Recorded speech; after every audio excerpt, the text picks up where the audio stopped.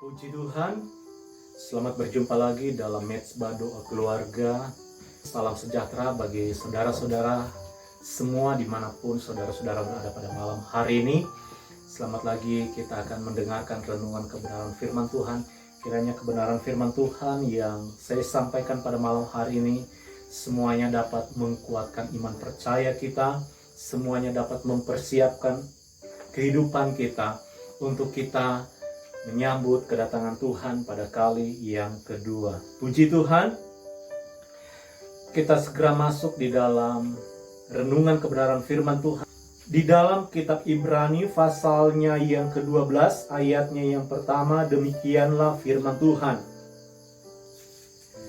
Karena kita mempunyai banyak saksi, bagaikan awan yang mengelilingi kita, marilah kita menanggalkan semua beban dan dosa yang begitu merintangi kita, dan berlomba dengan tekun dalam perlombaan yang diwajibkan bagi kita.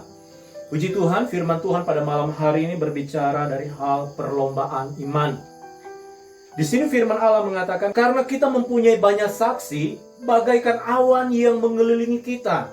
Sehingga di sini dikatakan, marilah kita menanggalkan semua beban dosa yang begitu merintangi kita dan berlomba dengan tekun dalam perlombaan yang diwajibkan bagi kita. Setiap orang-orang percaya yang mau memperoleh keselamatan hidup yang kekal di dalam kerajaan surga, firman Allah mengatakan perlombaan iman ini adalah perlombaan yang wajib bagi setiap orang-orang percaya yang mau memperoleh keselamatan hidup yang kekal. Dan di dalam perlombaan iman ini, setiap orang percaya menjadi peserta. Nah, kita semua yang ada pada saat ini sedang berada di dalam perlombaan iman. Kita masih berada pada jalan keselamatan. Dan di dalam jalan keselamatan ini ada banyak hal yang dapat membuat orang percaya gagal di dalam mengiring akan Tuhan. Ada banyak alasan yang akan membuat orang percaya undur daripada Tuhan. Karena kita masih berada pada jalan menuju keselamatan. Kalau kita sudah masuk di dalam kerajaan surga, maka kita benar-benar sudah selamat. Karena tidak ada lagi potensi untuk kita mengalami kegagalan, mengalami kejatuhan, mengalami kekecewaan, dan undur tinggalkan Tuhan. Karena kita sudah sampai di dalam kerajaan surga. Namun selama kita masih ada di dunia ini, setiap orang percaya masih berada pada jalan menuju keselamatan. Setiap orang percaya masih harus mengikuti perlombaan yang diwajibkan bagi kita semua. Sehingga di sini saya mau katakan, tidak ada orang percaya yang hanya menjadi penonton. Tidak ada orang percaya yang hanya menjadi komentator di dalam perlombaan iman ini. Tetapi di dalam perlombaan ini, entah engkau seorang hamba Tuhan, entah engkau seorang pelayan Tuhan, entah engkau seorang jemaat Tuhan, semuanya kita masuk di dalam perlombaan ini sebagai peserta. Nah, di dalam perlombaan ini, firman Allah mengatakan, marilah kita menanggalkan semua beban dosa yang begitu merintangi kita. Dosa adalah suatu senjata iblis yang paling berhasil dan paling sukses membuat orang-orang percaya gagal. Karena dosa ini, manusia hilang kemuliaan Allah. Karena dosa ini, Adam dan Hawa diusir keluar dari Taman Eden. Karena dosa ini membuat orang-orang percaya hilang pengharapan. Di saat kita kehilangan pengharapan, disitulah Yesus menunjukkan kasih-Nya kepada manusia. Dengan Dia datang ke dunia, terlahir sebagai manusia, kemudian mati di atas kayu salib demi menyelamatkan saya dan saudara. Setelah kita memperoleh keselamatan yang Yesus kerjakan di atas kayu salib, dan Yesus berikan secara cuma-cuma kepada kita, maka ketika kita menerima tawaran keselamatan itu, setiap orang percaya wajib mengikuti perlombaan iman ini. Ini hal yang harus kita perhatikan di dalam perlombaan iman, agar kita bisa mencapai finish, agar kita bisa mencapai garis akhir dengan baik. Maka firman Allah mengingatkan kepada kita agar kita menanggalkan, melepaskan, meninggalkan, memutuskan, menyelesaikan Semua beban dosa yang masih merintangi, yang masih mengikat, yang masih membuat kita tidak bebas di dalam mengikuti perlombaan ini. Tidak sedikit orang-orang percaya saat ini pun masih terikat dengan beban-beban dosa. Kita tidak usah sembunyi, Tuhan semuanya tahu. Tidak ada satupun yang dapat menyembunyikan. Karena firman Allah mengatakan tadi, di situ dikatakan, karena kita mempunyai banyak saksi. Di dalam perlombaan iman ini, setiap orang percaya harus menanggalkan, harus meninggalkan, harus melepaskan, harus menyelesaikan semua beban dosa yang masih mengikat. Sehingga kita bisa dengan bebas, kita bisa dengan leluasa mengikuti perlombaan ini sampai pada akhir. Dalam kitab 1 Yohanes pasalnya yang ketiga ayat yang keempat, firman Tuhan berbunyi demikian. Setiap orang yang berbuat dosa melanggar juga hukum Allah, sebab dosa ialah pelanggaran hukum Allah. Ini adalah definisi daripada dosa. Bahwa di sini dikatakan setiap orang yang berbuat dosa melanggar juga hukum Allah, sebab dosa ialah pelanggaran hukum Allah. Jadi di dalam kehidupan kita, setiap orang-orang percaya yang hidup di hari-hari terakhir ini, kalau masih ada hal-hal yang kita lakukan di dalam kehidupan kita, kita gemari di dalam kehidupan kita, yang bertentangan dengan hukum-hukum Allah, dengan hukum-hukum firman Tuhan, maka kita masih melakukan dosa. Dan dosa ini sangat merintangi. Dosa ini sangat menghambat setiap orang-orang percaya. Dosa ini sangat membuat orang-orang percaya kesulitan di dalam mengikuti perlombaan iman ini. Kita tidak akan bebas mengikuti sebuah perlombaan apabila kita berada dalam keadaan posisi terikat. Tentu kita harus melepaskan semua ikatan ini. Kemudian kita mulai berlari dengan bebas. Kita mulai berlari dalam perlombaan itu, mengikuti perlombaan itu dengan leluasa, sampai kita mencapai garis akhir. Ada begitu banyak orang-orang percaya hari-hari ini tidak mau diingatkan akan dosa-dosa yang mengikat mereka. Tetapi saya mau katakan sebagai hamba Allah, tidak akan ada satu orang pun yang akan mencapai kerajaan surga dengan tetap hidup di dalam dosa. Dalam kitab 1 Korintus pasalnya yang ke-9 ayat yang ke-24, firman Allah berbunyi demikian. Tidak tahukah kamu bahwa dalam gelanggang pertandingan semua peserta turut berlari, tetapi bahwa hanya satu orang saja yang mendapat hadiah? Karena itu larilah begitu rupa sehingga kamu memperolehnya. Tiap-tiap orang yang turut mengambil bagian dalam pertandingan menguasai dirinya dalam segala hal. Mereka berbuat demikian untuk memperoleh suatu mahkota yang fana, tetapi kita untuk memperoleh suatu mahkota yang abadi. Di sini Rasul Paulus mengatakan, tiap-tiap orang yang turut mengambil bagian dalam pertandingan menguasai dirinya dalam segala hal. Ketika kita menjadi percaya, ketika kita menerima Yesus sebagai Tuhan dan Juru Selamat di dalam kehidupan kita, mulai saat itu kita harus menanggalkan semua beban-beban dosa di dalam kehidupan kita. Karena tidak akan ada satu orang pun yang mencapai surga dengan tetap hidup di dalam dosa. Setiap kita harus menanggalkannya, setiap kita harus melepaskannya, setiap kita harus meninggalkan dan menyelesaikannya di hadapan Tuhan. Tidak ada satu orang percaya pun yang bisa tetap hidup di dalam dosa dan kemudian bisa masuk dalam kerajaan surga. Setiap kita harus membereskannya. Dan dosa ini terlalu sukses untuk membuat orang-orang percaya banyak yang gagal dan akhirnya tinggalkan Tuhan.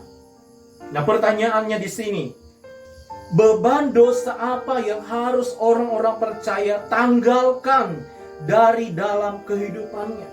Yang pertama, jawabannya semua jenis dosa. Kita lihat ayatnya di dalam kitab 1 Korintus pasalnya yang ke-6 ayat yang ke-9 sampai ayatnya yang ke-10. Firman Allah berbunyi demikian. Atau tidak tahukah kamu bahwa orang-orang yang tidak adil tidak akan mendapat bagian dalam kerajaan Allah? Janganlah sesat, orang cabul, penyembah berhala, orang berzina, banci, orang pemburit, pencuri, orang kikir, orang pelit, pemabuk, pemfitnah, dan penipu tidak akan mendapat bagian dalam kerajaan Allah. Dengan kata lain, apabila setiap orang percaya masih terikat dengan jenis-jenis dosa ini, kita tidak akan mendapatkan bagian kehidupan kekal di dalam kerajaan surga. Sebab itu, kita harus sadari di dalam kehidupan kita, tidak ada orang yang sempurna di dalam dunia ini. Tidak ada orang percaya yang sempurna hidup di dunia ini. Tidak ada seorang hamba Tuhan pun yang sempurna hidup di dunia ini. Tidak ada pemimpin-pemimpin gereja yang sempurna hidup di dunia ini. Karena masih banyak jenis-jenis dosa yang dapat mengikat kita. Khususnya dalam hal berbuat keadilan. Tidak ada satupun pemimpin gereja, tidak ada satupun hamba Tuhan, tidak ada satu umat Tuhan, tidak ada satu orang pun di dunia ini dapat berbuat adil. Dan konteks kata adil di sini itu bukan ukuran manusia, tetapi itu ukuran Allah. Jadi di sini tidak ada, di dalam firman Allah ini tidak ada ukuran manusia yang dipakai, tetapi semuanya adalah ukuran firman Allah. Di sini kita melihat bahwa ternyata ada begitu banyak jenis-jenis dosa. Ternyata bukan hanya persinahan itu dosa. Tapi di sini dikatakan orang yang tidak adil saja sudah tidak bisa masuk dalam kerajaan surga, sudah tidak bisa mendapatkan bagian dalam kerajaan surga. Kemudian orang cabul, penyembah berhala, orang berzina, banci, orang pemburit, pencuri, orang kikir, pemabuk, pemfitnah, dan penipu tidak akan mendapat bagian dalam kerajaan Allah. Ini semuanya adalah jenis-jenis dosa. Dan levelnya sama dengan pesinah. Orang yang tidak adil sama dengan orang berzina. Orang pencuri, orang cabul, orang penyembah berhala, banci, orang pemburi, orang kikir, pemabuk, pemfitnah, penipu. Semuanya level dosanya sama dengan persinahan. Kualitasnya sama. Level dosanya sama. Hanya merek dosanya yang berbeda.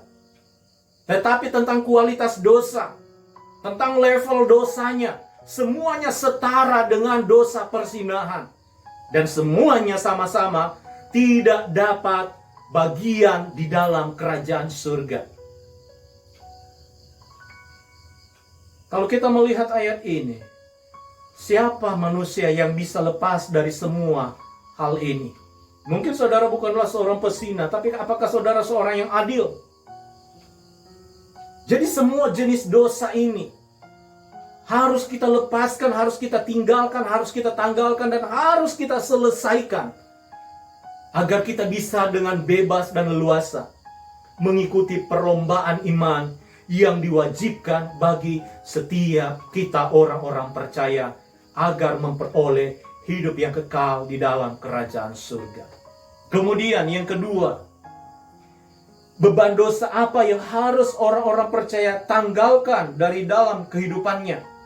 Bagian yang kedua adalah dosa kemunafikan. Di dalam kitab Injil Matius pasal yang ke-7 mulai ayat yang pertama sampai ayat yang ke-5 firman Allah berkata demikian. Jangan kamu menghakimi supaya kamu tidak dihakimi. Karena dengan penghakiman yang kamu pakai untuk menghakimi, kamu akan dihakimi, dan ukuran yang kamu pakai untuk mengukur akan diukurkan kepadamu. Mengapa engkau melihat selumbar di mata saudaramu sedang balok di dalam matamu tidak engkau ketahui? Bagaimana engkau dapat berkata kepada saudaramu, biarlah aku mengeluarkan selumbar itu dari matamu, padahal ada balok di dalam matamu? Hai orang munafik, keluarkan dahulu balok dari matamu, maka engkau akan melihat dengan jelas untuk mengeluarkan selumbar itu dari mata saudaramu. Sepanjang sejarah Yesus melayani di dunia ini selama kurang lebih 3,5 tahun, Ada begitu banyak dosa yang Yesus ampuni. Tetapi tidak ada satu pun tertulis di dalam kitab Injil, Yesus pernah mengampuni dosa orang-orang munafik. Tetapi orang-orang munafik selalu dihardik oleh Yesus. Ada satu kisah di dalam Alkitab. Seorang Farisi dengan seorang berdosa sama-sama pergi ke dalam bait Allah. Di dalam bait Allah ini, orang Farisi ini, dia berdoa.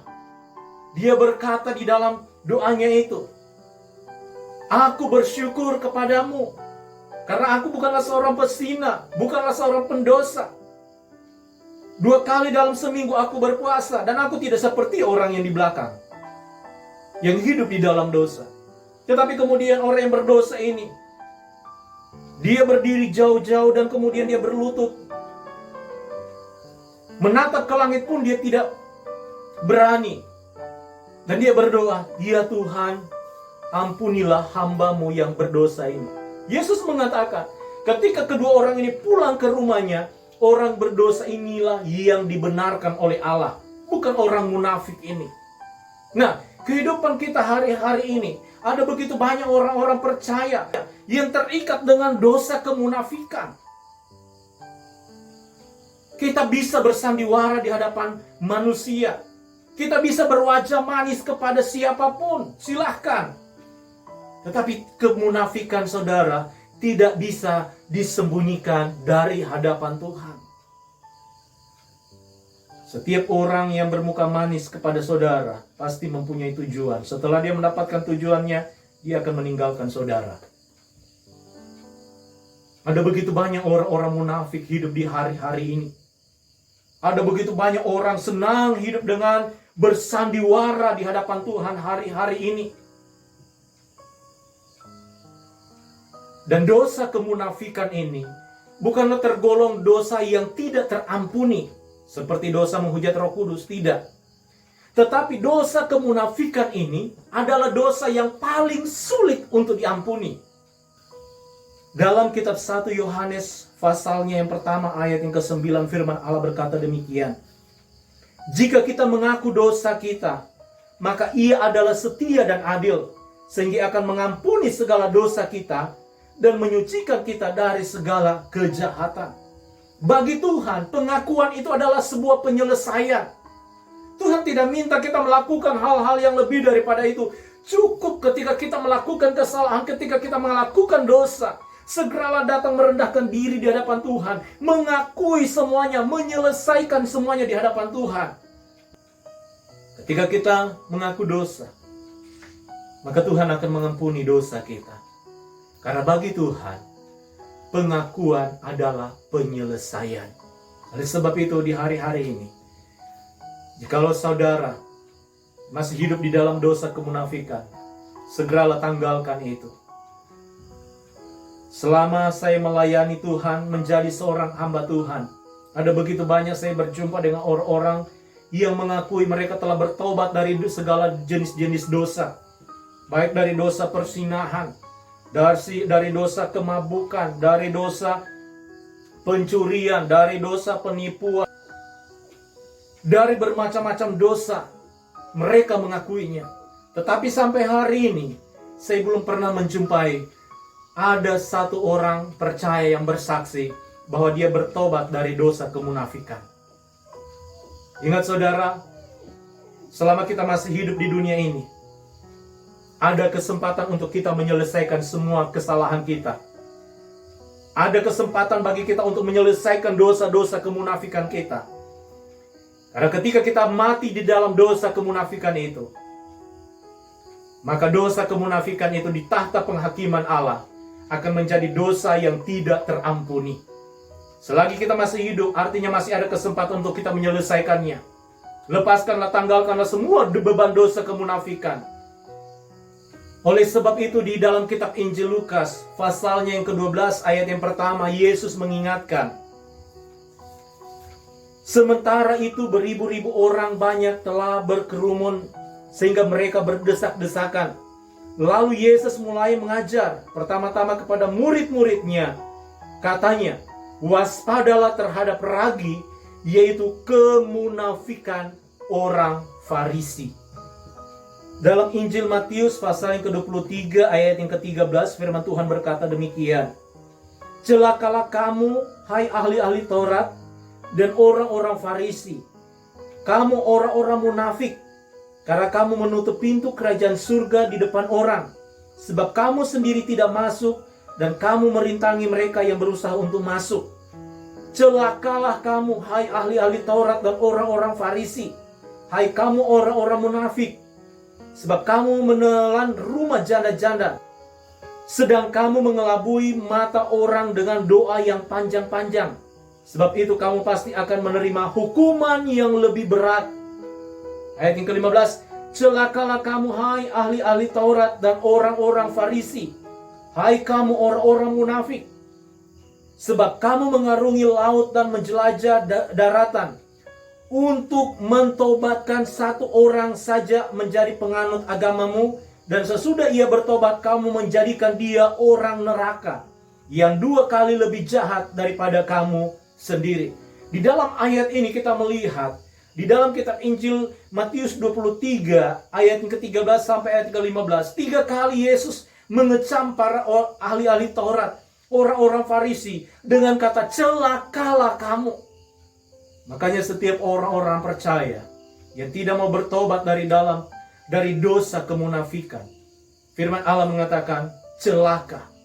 Karena ketika selama kita masih hidup kita tidak mau menyelesaikan, kita tidak mau bertobat dari dosa kemunafikan kita, ketika kita sudah berada di tahta pengadilan Allah, celaka yang kita akan dapatkan.